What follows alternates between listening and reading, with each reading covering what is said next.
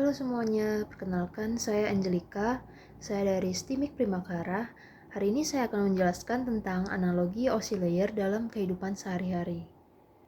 OSI Model atau Open System Interconnection Model adalah sebuah framework bersifat konseptual yang menggambarkan sistem jaringan ke dalam 7 lapisan dan memungkinkan pertukaran informasi terjadi dengan menggunakan protokol standar, yaitu dengan TCP/IP.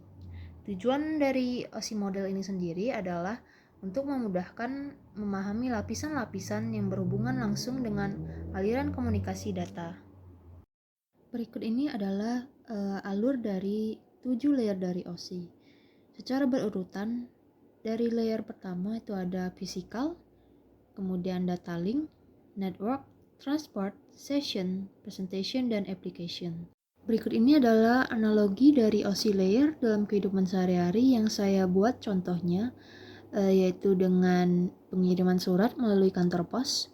Proses yang berada di sebelah kiri merupakan proses transmisi data, di mana data itu dienkripsi, dan proses yang berada di sebelah kanan merupakan proses penerimaan data, di mana data didekripsi.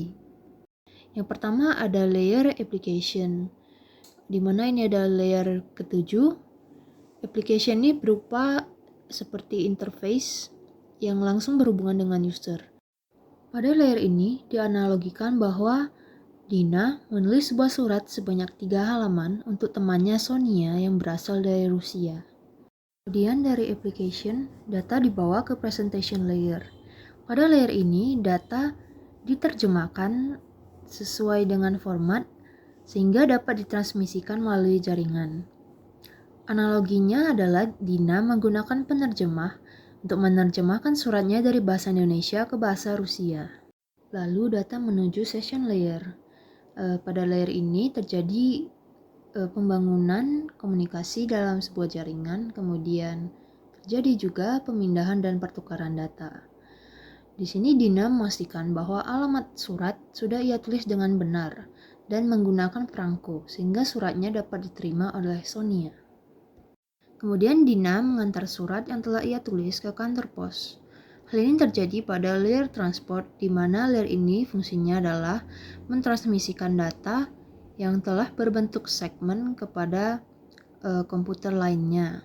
Lalu kantor pos mensortir surat yang diterima dari pengirim pada network layer. Layer ini fungsinya adalah untuk penambahan alamat seperti IP address sehingga komputer dapat saling terhubung.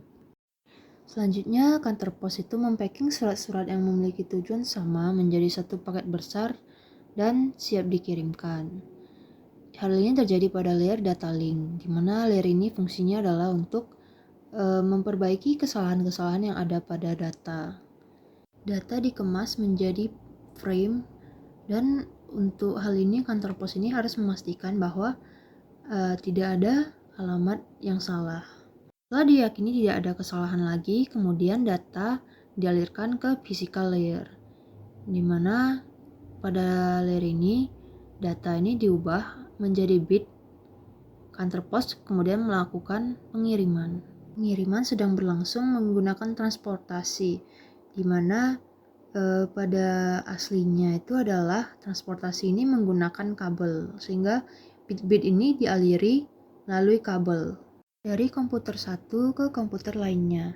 Selanjutnya, data-data yang telah dienkripsi kemudian didekripsi kembali setelah sampai pada komputer penerima, di mana data yang awalnya berbentuk bit kemudian didekripsi lagi menjadi frame, menjadi paket, menjadi segmen, kemudian hingga berbentuk data. Hingga data itu dapat dibaca secara utuh oleh penerima.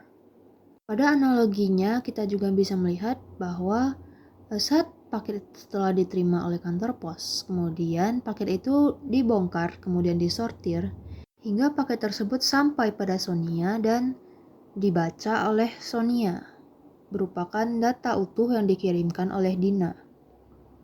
Oke, saya kira sekian saja yang dapat saya sampaikan mengenai OSI layer dalam analoginya.